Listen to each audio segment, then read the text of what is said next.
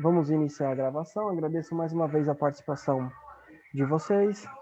A Raíssa perguntou do vídeo dos professores. Desculpa, Raíssa, acho que meu celular deu um probleminha.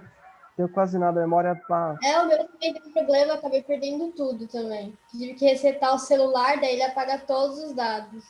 A memória não cabe nada, é complicado. Desculpa, se eu tivesse eu te mandaria. Aqui, nesse mapinha, a gente vê o tanto de produto que o Brasil planta, exporta e para o consumo interno. Soja, café, cana-de-açúcar, milho, algodão, laranja, soja. O primeiro é o principal commodity brasileira e garante ao Brasil destaque de principal exportador mundial do produto, que mais vende soja no mundo. É cultivada principalmente na região do Cerrado, onde o clima e a correção dos solos alcalinos são favoráveis ao seu plantio. Como é planalto, que é plano e alto acima do mar, facilita, não tem cadeias montanhosas. Café. O capital excedente gerado pela exportação do café foi fundamental para o desenvolvimento na industrialização no Sudeste no início do século XX. O clima encontrado nessa região é favorável ao plantio do café, fazendo o Brasil o maior produtor mundial desse produto, ou seja, lideramos aqui na soja e no café. Cana-de-açúcar é o insumo agrícola de maior geração de capital. O Brasil se destaca como principal produtor do mundo. Atualmente, grande parte da produção de cana-de-açúcar é utilizado para fabricar combustível. Mais um produto que a gente lidera. Milho é uma das mais tradicionais culturas agrícolas do Brasil. O milho se beneficiou com a inserção de variedades transgênicas. Além disso, também é usado em rotação com a soja. O Brasil é o terceiro maior produtor mundial de milho, que é usado tanto para alimentação humana quanto para alimentação pecuária. 3 a gente é a principal, 1 a gente está em terceiro. Algodão. O cultivo de algodão teve ciclos de alta e baixa intensidade no Brasil. Entretanto, desde a década de 90, o país voltou a ser um grande exportador. Atualmente, o Brasil é o quinto maior produtor mundial. Laranja, cultivada principalmente no interior paulista, a safra brasileira de laranjas é a maior do mundo e visa abastecer o mercado externo, sobretudo o estadunidense. Ainda mais em tempos de desvalorização do real e aumento do dólar, a gente se preocupa em exportar. Dos 5 que mostram, 4 a gente lidera. Dos 6 que mostram, 1 a gente é o quinto, outro a gente é o terceiro. E isso é com tudo que a gente for pesquisar, que foi plantável. Devido ao tamanho do Brasil, devido à variedade de climas, inclusive, que a gente tem, porque a gente tem um clima no Nordeste, a gente tem outro clima no sul do país, um clima mais ao norte, um clima mais próximo aqui das praias, são climas mais quentes, mais frios, trópicos, não tropicais, como aqui em Mongaguá até o sul, por exemplo. A gente pode plantar um pouquinho de tudo. O que precisa de mais frio, tem como plantar. O que precisa de mais calor, dá para a gente plantar. Ainda mais que a gente tem uma região de planalto no centro-oeste, que é plano e alto, acima do nível do mar, favorece demais o plantio de diversos produtos. O tamanho do Brasil, uma pequena parte utilizada com cidades industrializadas, tem casas, etc., boa parte é para agricultura e pecuária. Então, o Brasil vai muito bem, obrigado. O que complica o Brasil é uma coisa que a gente já trabalhou. Não tem tantas fazendas familiares, a gente se preocupa em abastecer o mercado externo, as pessoas querem, com interesse próprio, ganhar em dólar, em euro, e o mercado interno fica com as sobras.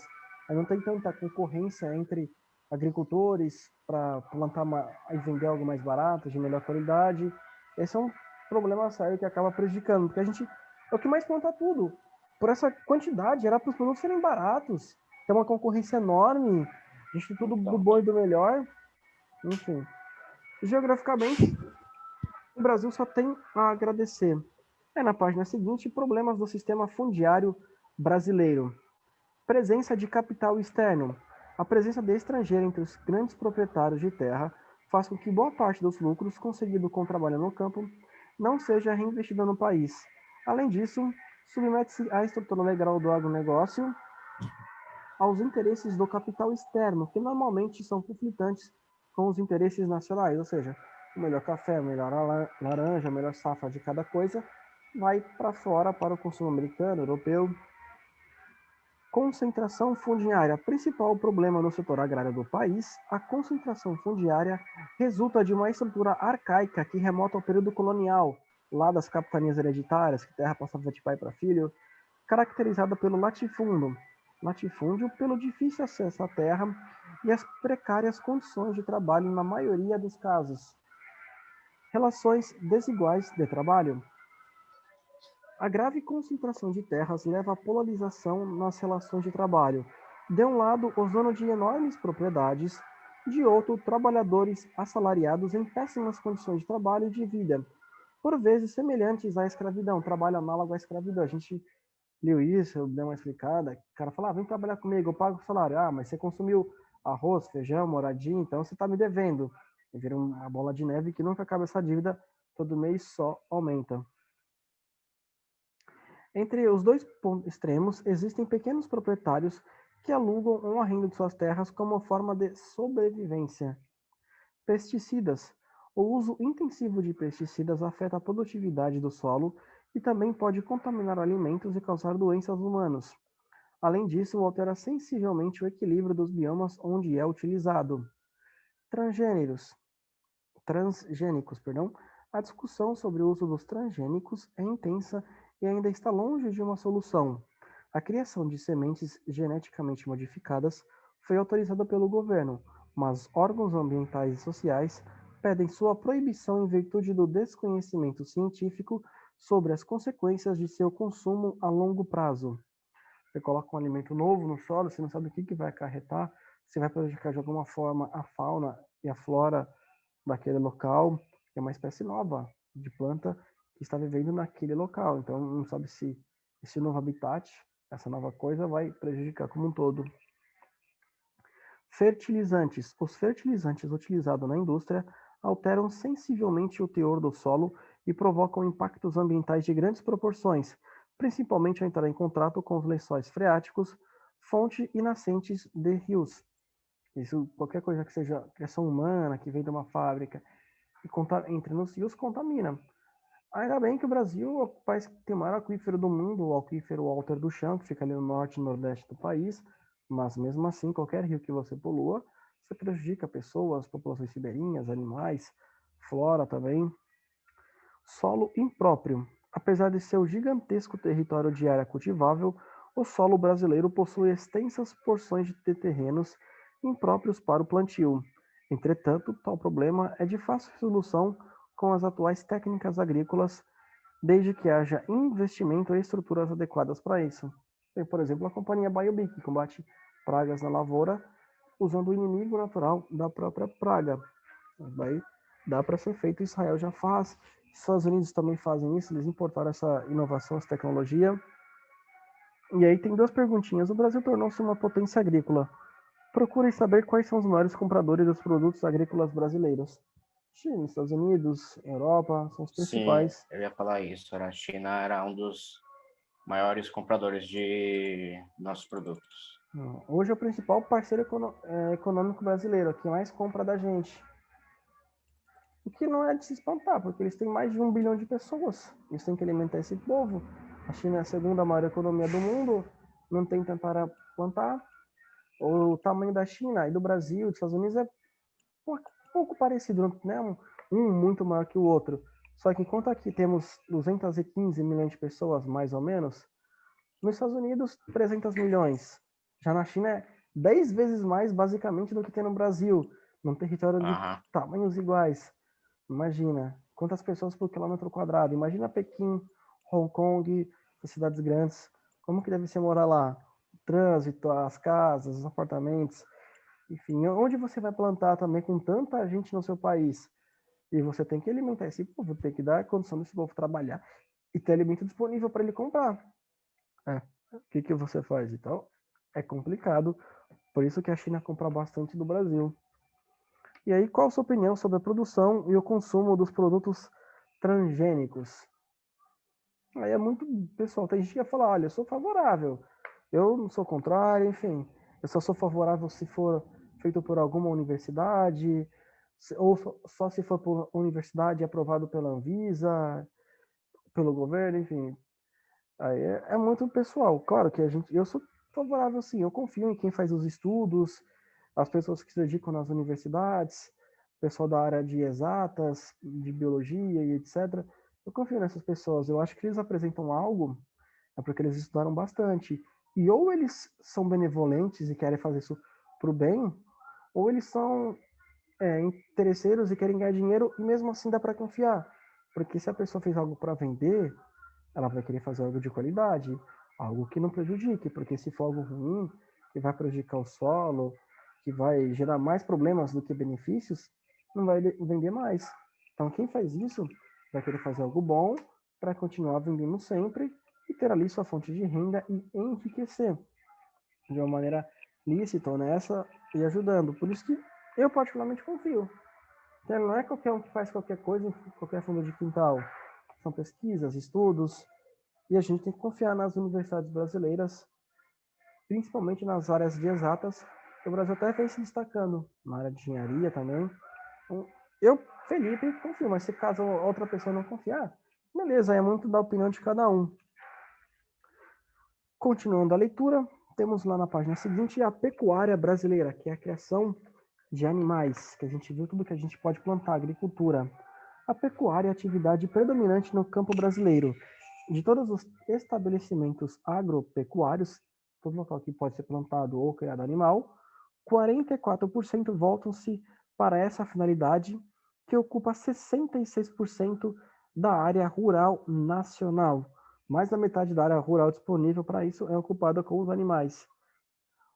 Como pecuária, entendemos toda atividade criatória de bovinos, suínos, equinos, caprinos, ovinos, acinos e muares, tudo que você puder criar animal para diversos fins. Contudo, convém ressaltar a maior importância do gado bovino no Brasil. Costuma-se classificar a pecuária de acordo com o porte dos animais. Assim temos pecuária de grande porte, bovinos, equinos, acinos, muares, bubalinos. De médio porte, suínos, caprinos e ovinos. Pequeno porte, avicultura geral, frango, galinha, pinto, codorna e coelhos. De acordo com o tamanho do animal. Um boi é grande, óbvio. Um porco, uma cabra e uma ovelha é tamanho médio. Já a galinha ou pinto, tamanho pequeno. Como podemos observar na tabela abaixo, a criação de bovinos é o terceiro negócio mais rentável da agropecuária nacional. Devemos levar em consideração que, há alguns anos, o país assumiu a condição de maior criador de gado bovino comercial do mundo, superando os Estados Unidos. O último censo agropecuário de 2006 acusou 171 milhões de cabeças, e o censo da produção pecuária municipal de 2009 já apontava 205 milhões de cabeças de gados, ou seja, 205 milhões de bois e vacas. É muita coisa. A gente está entre os maiores países que mais produz café, cana, laranja, algodão e etc. Muita gente lidera. Na criação de bois também a gente lidera. Ou seja, só temos que agradecer pela nossa geografia, pela nossa estrutura. E aqui tem a tabelinha. Posição, cana-de-açúcar. A gente é o primeiro. Valor em milhares de reais. 19.900. Soja, criação de bovinos, cereais, lavoura temporária. O que mais a gente exporta? Laranjas, criação de suíno, café, aves, etc. Aqui, entre o Brasil, essa tabela é tudo que o Brasil pode plantar e ter animal. Qual que é a principal atividade? É a cana-de-açúcar, o soja e a criação de bovinos. Da agricultura e da pecuária, o que a gente mais vende é a cana-de-açúcar. Depois a soja, criação de bois, cereais, lavoura, aves, café. E se a gente for comparar nossa criação de bois, nossa plantação de café, nossa produção de laranja, individualmente com cada país, a gente está ali entre o topo. Tá? Entre o topo. Na agricultura e na pecuária, a gente representa o que os americanos são nos esportes. É basicamente isso. Olha as Olimpíadas. Os americanos sempre estão ali brigando. Sempre é o americano favorito, sempre. Na agricultura e na pecuária é o Brasil que domina. Aqui tem uma fotinha com cerca de 205 milhões de cabeças, isso em 2009, se passaram-se 11 anos. O Brasil tem o segundo maior rebanho de bovino do mundo, superado apenas pela Índia, cuja função do animal está ligada a fatores religiosos. Na foto, pecuária intensiva em Santa Fé, Paraná, 2011. Criação de bois voltados para o consumo, para o abate, a gente lidera. A gente só não lidera a criação de bois porque a Índia tem a sua religião onde a vaca é sagrada. No hinduísmo a vaca é sagrada, eles não podem matar a vaca. E lá tem mais de 1 bilhão de pessoas.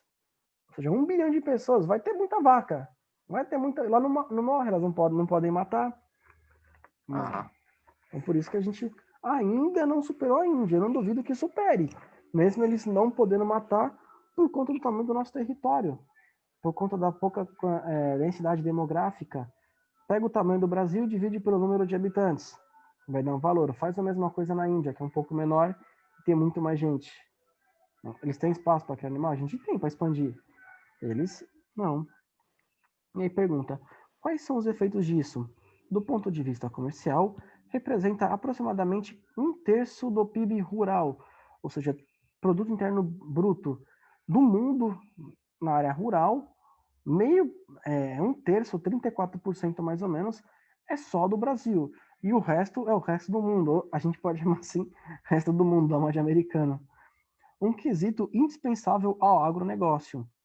Apesar de, nos últimos anos, o rebanho bovino ter crescido simultaneamente a redução de área de pastagem, a produtividade por hectare continua apontando uma forte contradição, pois 171 milhões de bois brasileiros ocupavam uma área de 172 milhões de hectares, ou seja, quase 1 hectare para cada boi. 1 hectare são milhares de quilômetros, é imensa, uma terra imensa.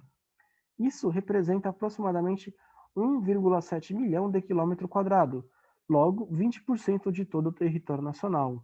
Uma desproporção significativa. Um boi não vai ocupar 1 hectare. Isso aqui é absurdo. Com certeza tem muita área que não é utilizada, que eles deixam lá só para usar no futuro, usar como reserva, enfim, que não está sendo, isso não é a melhor das hipóteses, mas que não é utilizada. Ninguém questiona a necessidade da carne para a alimentação e a importância comercial da pecuária bovina, mas é conveniente questionar os números e os impactos ambientais do porte desse rebanho, pois sabe-se a expansão da pecuária nos últimos 30 anos foi em direção ao noroeste, ou seja, atravessou o Cerrado e no momento avança em direção à Amazônia. A substituição de florestas tropicais por pastos é algo bastante danoso do ponto de vista ambiental. Portanto, equacionar o desenvolvimento agropecuário com a sustentabilidade ambiental é o desafio no momento. Será que não estão usando como desculpa a criação de bois, explorar terras, desmatar, tomar para si uma quantidade maior de terras para talvez usar ilegalmente? Falar, olha, então, é uma possibilidade. Não é uma possibilidade. A gente joga sempre no si, porque um boi ocupar 1 hectare, não existe isso. Ninguém vai colocar um boi aqui, outro boi lá longe, outro hectare, mas eles vão deixar próximo, para que fique mais fácil você cuidar da saúde do animal, para que fique mais fácil eles se reproduzirem, para extrair o leite, para o abate, enfim. E ter um boi por hectare. Imagine para você pegar todos os bois para o abate. O trampo que vai ser, vai ter que vir de avião, né? Vem avião aqui, joga uma cordinha, pega um. Enfim, mas esse é o questionamento. Será que não usam como desculpa para ter mais terra, poder plantar outra coisa, alegando que é criação de bois, ou então arrendar, falar, essa terra é minha, se você quiser, você que pague para mim, uma forma de ampliar os seus lucros de maneira ilegal? É algo questionável, né? Porque um boi ocupar 1 hectare, são 10 mil quilômetros, é complicado, né? Enfim.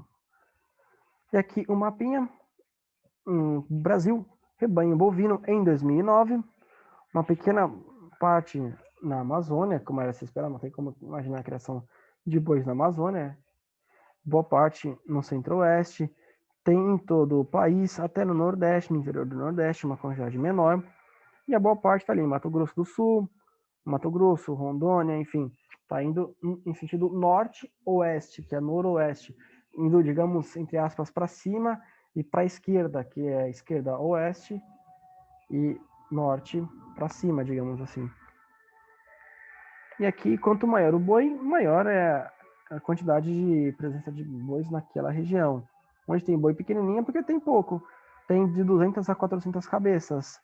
Onde a imagem do boi maior tem de 1.701 a 3.657 cabeças de boi, de acordo com a legenda. Continuando a leitura, a partir da década de 90, a pecuária brasileira assistiu uma reestruturação da cadeia produtiva com a incorporação da moderna tecnologia em áreas criatórias, como a comercialização do sêmen bovino, a fecundação in vitro, sistema de abate e combate a doenças, especialmente a febre aftosa. Se você faz a fecundação in vitro e só injeta lá, você não tem que esperar o boi ir acasalar da maneira natural. Você faz o acasalamento a hora que você entender. Se você preservar a saúde do animal, você vai conseguir ter mais bois para o abate, vai ter menos perda, menos prejuízo, digamos assim. Tais iniciativas foram concomitantes, correram paralelamente com a chegada do país à liderança no mercado internacional de carne. Igualmente, o mercado interno consumidor estimulou o desenvolvimento do gado leiteiro. Contudo, o gado de corte para abate, o de maior valor de produção que, consequentemente, centraliza maior aporte de capital em investimentos, porque dá mais retorno, dá mais dinheiro. A concentração desse tipo de pecuária localiza-se, sobretudo, em Mato Grosso do Sul. As propriedades de gado bovino do Centro-Oeste e Tocantins estão entre as maiores do país. Tocantins, basicamente, o estado inteiro. No Mato Grosso do Sul, só tem boi grande, né? Não tem um local assim onde tenha poucas cabeças de gado. Em todo o estado tem muita criação de gado. Beleza? Virando a página, continuando a leitura, página 490. As tradicionais regiões criatórias do gado bovino no Brasil são Sertão Nordestino, Pampa Gaúcho, Pantanal Mato-Grossense, Sul de Minas, Triângulo Mineiro e Ilha de Marajó, no Nordeste também. Criação de búfalos, entre aspas, na Ilha de Marajó. Observe na tabela ao lado os números que mostram o impressionante crescimento da exportação de carne bovina brasileira nos últimos anos.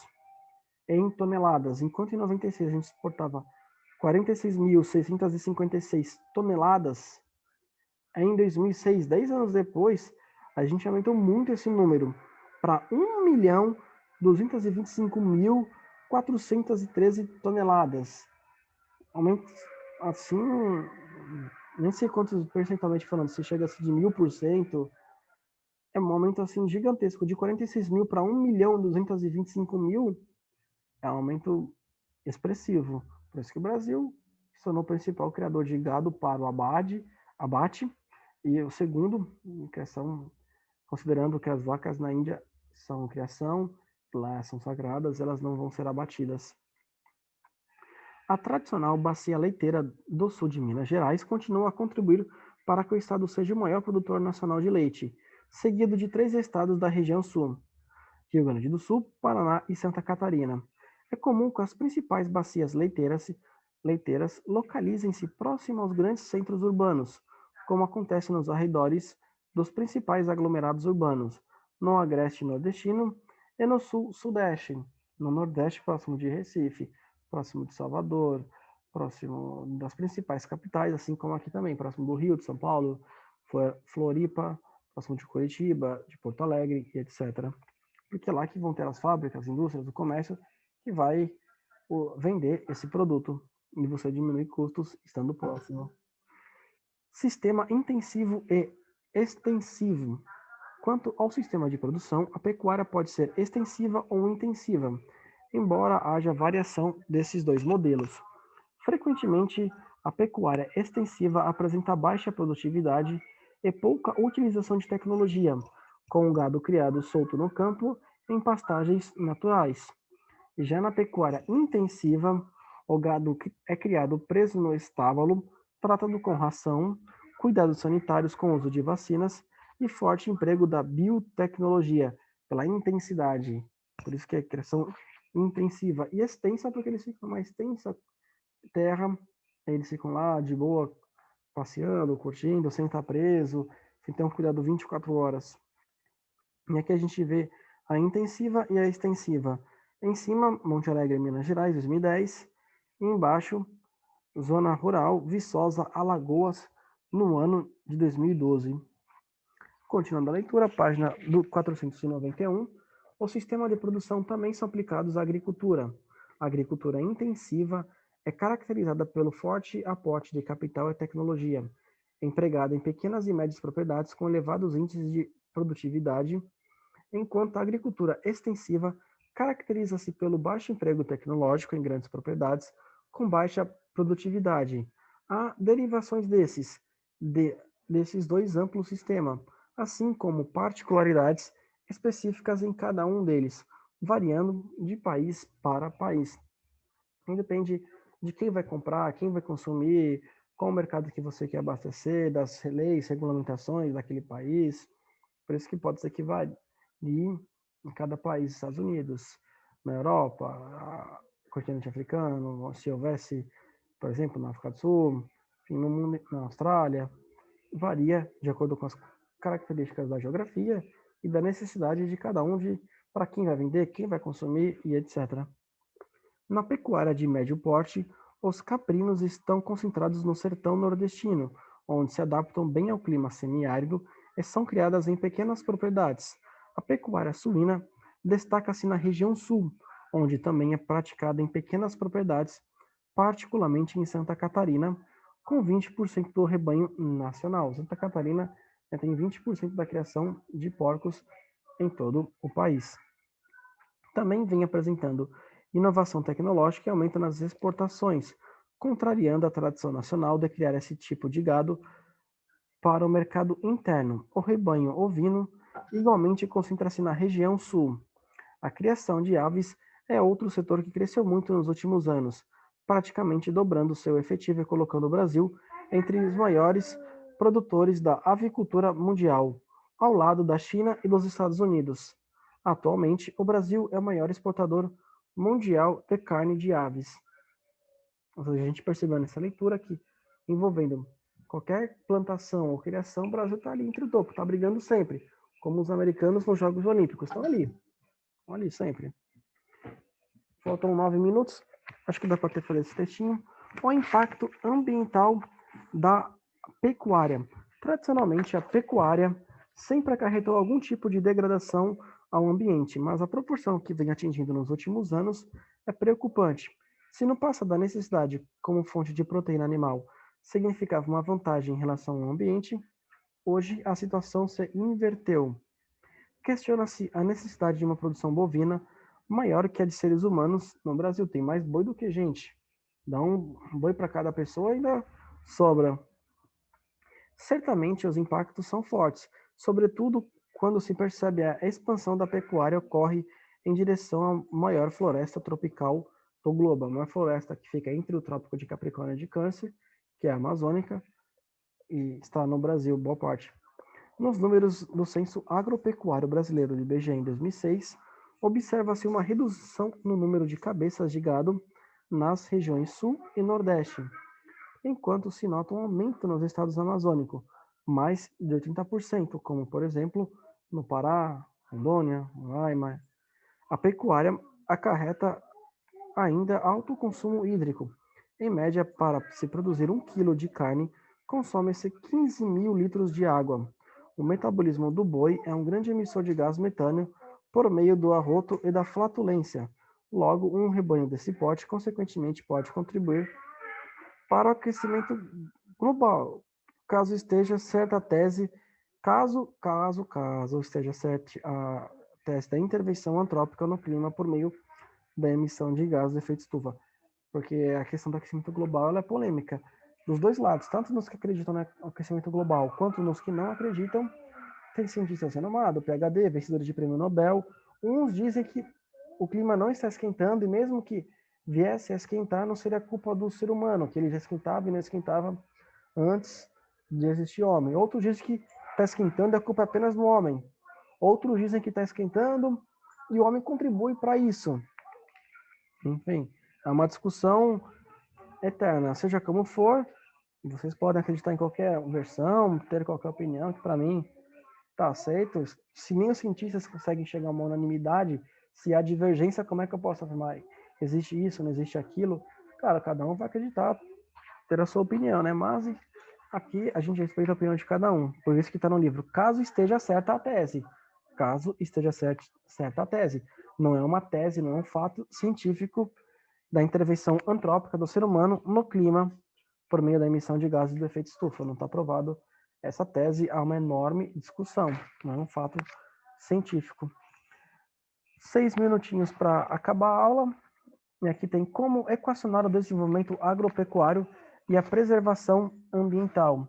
É notório o avanço da modernização no campo brasileiro verificado nos últimos 30 anos, comprometeu os biomas nacionais.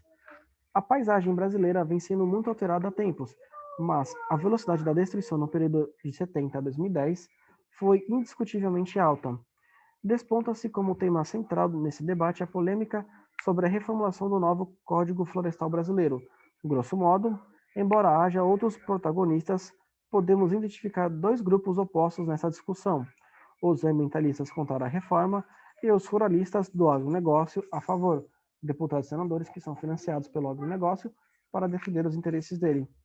O Código Florestal é um conjunto de leis que prima pela preservação dos biomas em áreas rurais. O Código destaca dois mecanismos legais importantes. O primeiro é o resguardo de áreas de proteção permanente, que proíbe desmatamento em topos de morro, margens de rios, em até 30 metros, e relevo com declividade acima de 45 graus. O segundo mecanismo são as áreas de reserva legal, que preservam um percentual da mata nativa que o proprietário rural não pode desmatar.